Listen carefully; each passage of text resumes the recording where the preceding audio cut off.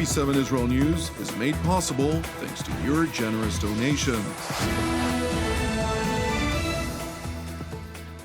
Shalom, good evening. This is TV7 Israel News broadcast to you from Jerusalem.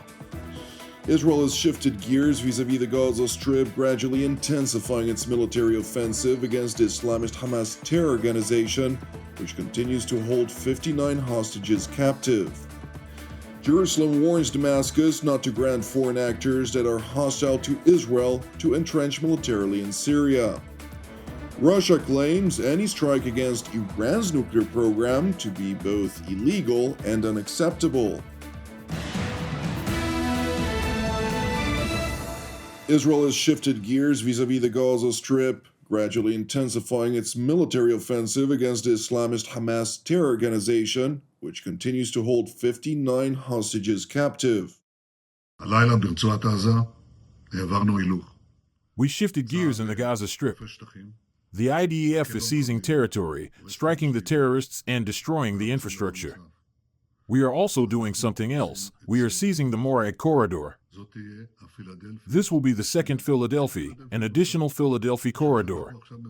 Because we are now dividing the Strip and increasing the pressure step by step, so that they will give us our hostages.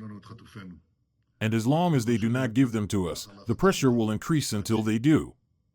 We are determined to achieve the objectives of the war, and we are acting relentlessly, and with a clear line and a clear mission. And with God's help and that of our heroic soldiers, we will also achieve them. The intensifying military campaign, dubbed Operation Might and Sword, aims to force Hamas to succumb to its delusional demands, as the terror group essentially aims to maintain its military and governing capabilities in exchange for a small number of hostages. And while all relevant parties understand that these demands by Hamas are unacceptable for Israel, families of the hostages are very anxious. The escalation of the military attack causes us great anxiety because we know that a military operation is a great threat to the living hostages, obviously, but it's also a threat to the deceased hostages that we might lose them forever. And anytime we hear about a military operation of this magnitude, it causes great anxiety for all of us. I think that military force can only go so far, and at some point we have to use diplomacy. And I think that we must use diplomacy with the Qataris that have influence over Hamas, with the Egyptians that have influence over Hamas, and also within Israel. We have to know our boundaries. How far can we get with military force, and when do we need to say enough is enough, and we now are signing a deal to get all the hostages back? We do not see how this operation will bring us the last hostage out. We're looking for a deal that brings all the hostages out and not a partial deal. We demand from the government of Israel to negotiate a deal for the last hostage. Hopefully that will happen soon. We've been waiting a year and a half for that to happen.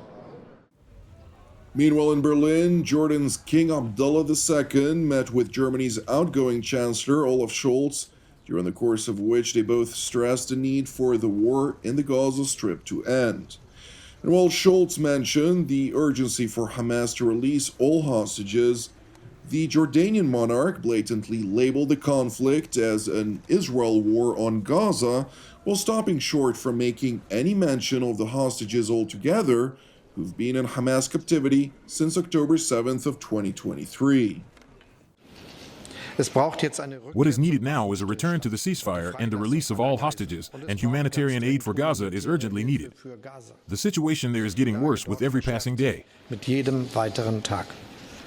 Israel's war on Gaza must stop. The ceasefire must be reinstated, as you said, sir, and aid flow must resume. The humanitarian tragedy in Gaza has already reached unspeakable levels, and action must be taken to immediately address it. Meanwhile, in a statement directed at his own population, King Abdullah II insisted that the only way forward from his perspective is by awarding the Palestinians a state, to reject President Trump's plan for Gaza, and to accept an Egyptian proposed reconstruction plan for the devastated Palestinian enclave, irrespective of its viability. The way forward is through a political solution on the basis of the two-state solution. This is how we could guarantee peace and security for Palestinians, Israelis, and the entire region. And we appreciate Germany's support for the two-state solution and your positive response to the Arab-backed reconstruction plan of Gaza. Turning to France, where Israeli Foreign Minister Gideon Sa'ar, after a meeting with his French counterpart, Jean-Noël Barrot, held a press conference at the Israeli embassy in Paris, during the course of which he addressed a number of Israeli aerial strikes against targets which Turkey attempted to seize in Syria. Jerusalem's top diplomat stressed that Israel would not accept Turkey's attempt to turn Syria into its own protectorate. With regard to Syria, we indeed are worried by... With regard to Syria, we indeed are worried by Turkish. Not only in Syria. They play a negative role in Syria. By the way, it's not only in Syria. They play a negative role in Syria. They play a negative role in Lebanon. They play a negative role in. And specifically, they have inspiration all over the region and in other regions of the world. And specifically, they are having aggressive attitude towards the Kurdish autonomy. They are doing their utmost to have Syria as a Turkish protectorate. It's clear that this is their intention. It's clear that this is their intention, and we don't think that it was good when Syria was an Iranian proxy, kind of Iranian proxy, and we don't think that Syria should be a Turkish protectorate. We don't think that Syria should be a Turkish protectorate. It is important to explain that Turkish convoys of heavy military gear made their way to central Syria yesterday in what so-called journalists supportive of the jihadist Hayat Tahrir al-Sham claim to be the Turkish military opting to entrench in a number of bases in the vicinity of Damascus, at the Hama air base, as well as the T4 air base in Palmyra. Subsequently, the IDF launched its aerial strikes, and in a statement it noted, quote, "The IDF struck military capabilities that remained at the Syrian bases of Hama and T4, along with additional remaining military infrastructure sites in the area of Damascus." Meanwhile, Israeli Defense Minister Israel Katz released a statement in which he stressed earlier today, quote, "Israel will not allow Syria to become a threat to its communities and its security. IDF forces will continue to sit and operate on the Hermon Peak and in the security and buffer zones to protect the communities of the Golan Heights and the Galilee from any threat, as we did yesterday when we struck terrorists who threatened our forces." Jerusalem's top defense official went on to level an unambiguous threat toward the aspiring leader in Damascus in an address to defense ministry officials. I warn the Syrian ruler, al-Jolani, if you allow forces hostile to Israel to enter Syria and endanger Israeli security interests, you will pay a very heavy price. The Air Force's activity yesterday against the airports at T4, in Hama, and in the Damascus area is a clear message and a warning for the future. We will not allow the security of the State of Israel to be harmed. Returning to the press conference of Foreign Minister Gideon Sa'ar at the Israeli embassy in Paris, where he also expressed Israel's determination to ensure that the Islamic Republic of Iran does not acquire nuclear weapons, stressing that all options are on the table, to include the diplomatic option. What's important is the objective. What's important is the objective, and the objective is not to have Iran with nuclear weapon. I think it is important.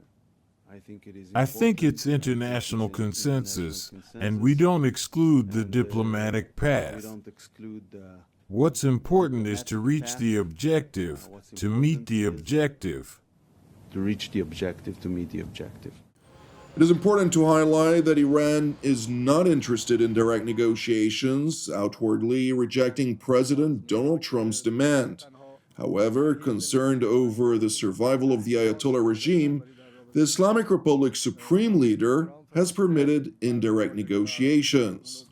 Direct negotiations have been rejected, but regarding indirect negotiations, Iran has always been involved in indirect negotiations, and now too, the Supreme Leader has emphasized that indirect negotiations can still continue. Meanwhile, in Moscow, Russian Foreign Ministry spokeswoman Maria Zakharova insisted that striking at Iran's nuclear program would be both illegal and unacceptable. Use of military force by Iran's adversaries in the context of the settlement of Iran's nuclear issue is illegal and unacceptable.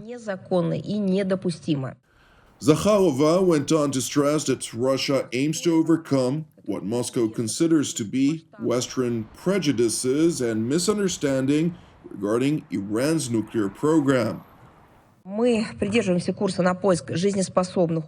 keeping the course aimed at the search of viable and sustainable negotiated solutions that would allow to overcome Western prejudices and misunderstanding regarding Iran's nuclear program while also respecting Tehran's legitimate interests in peaceful use of atomic energy, which is based on Iran's participation in the Non-Proliferation Treaty.